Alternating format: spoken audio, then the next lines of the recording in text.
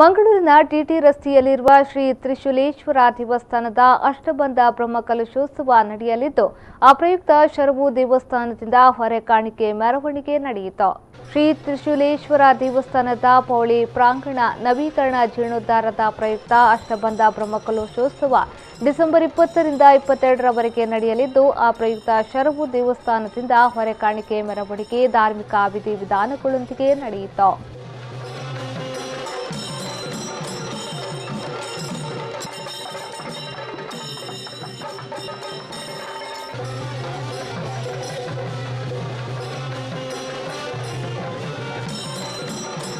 ಈ ಸಂದರ್ಭ ಶ್ರೀ ತ್ರಿಶೂಲೇಶ್ವರ ದೇವಸ್ಥಾನದ ಆಡಳಿತ ಮುಕ್ತೇಶ್ವರ ಮತ್ತು ಅರ್ಚಕ ವೃಂದದವರಾದ ಟಿ ಕೃಷ್ಣಮೂರ್ತಿ ಉಪಾಧ್ಯಾಯ, ಟಿ ಹರಿದಾಸ್ ಉಪಾಧ್ಯಾಯ, ಆನುವಂಶಿಕ ಆಡಳಿತ ಮುಕ್ತೇಶ್ವರಾದ ತ್ರಿಶೂಲೇಶ್ವರ ಶ್ರೀನಿವಾಸ ಉಪಾಧ್ಯಾಯ ಉಪಸ್ಥಿತರಿದ್ದರು.